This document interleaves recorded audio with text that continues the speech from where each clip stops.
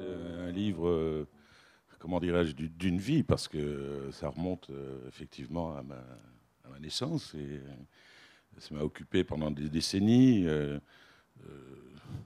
Je voulais absolument un jour écrire ce livre, mais je tournais autour dans mes livres précédents. Quelquefois, je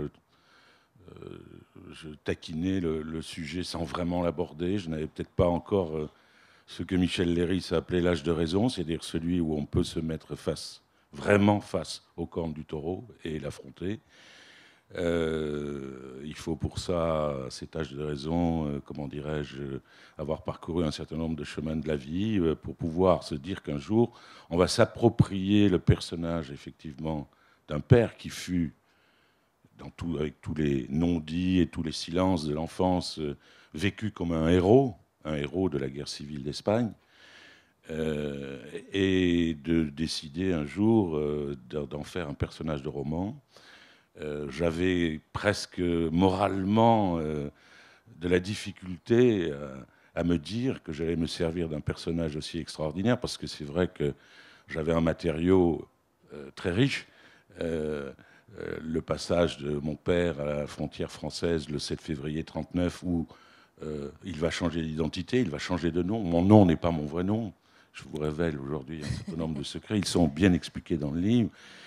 Comment ensuite il va rencontrer ma mère et vivre une grande histoire d'amour après son évasion du camp de concentration de Gurs, où tous les réfugiés politiques espagnols furent enfermés, ainsi qu'à Argelès, Bram et d'autres lieux d'abomination, sous l'autorité, bien sûr, de la gendarmerie française et du gouvernement français. Et puis, comment il n'a pas pu épouser ma mère, parce qu'il avait eu une autre vie, une autre femme en Espagne.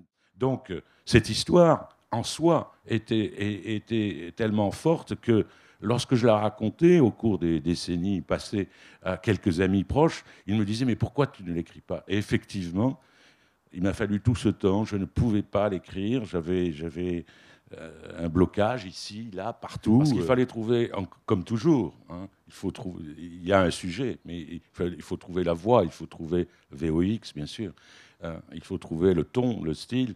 Et tant que je n'avais pas trouvé cette alternance dont vous avez parlé, c'est-à-dire comment faire répondre en écho, hein, l'épopée historique de mon père avec ma vie personnelle, ma vie intime, mon parcours d'enfant, d'adolescent et d'homme et d'écrivain, tant que je n'avais pas trouvé ce biais-là, le livre ne pouvait pas se faire. À la mort de mon père en 1973, je n'ai pas versé une larme. Sans doute pour être à la hauteur de ce qu'il était, pour lui ressembler un peu, pour lui qui m'avait appris que la vie est essentiellement constituée de gifles au vinaigre, hein, c'est-à-dire de difficultés, de deuil, de violence, de motifs de révolte, de motifs de dire non, de refuser, etc.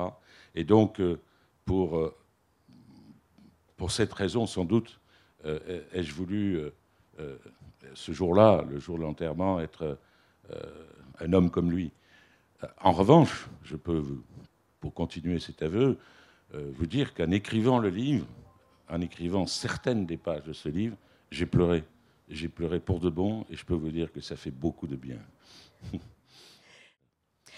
En tout cas, c'est un roman qui est autobiographique, certes, mais on l'a dit, un roman avant tout, un roman où un petit garçon qui est parti à la recherche de son papa va retrouver son père, et peut-être que le roman et la fiction est le meilleur moyen de toucher à la vérité, à la réalité. En tout cas, je pense que c'est ce à quoi vous tendez dans ce roman, de trouver la vérité de ce père, et je trouve ça absolument magnifique et très, très émouvant. La vérité du père et la vérité de l'écriture. Voilà.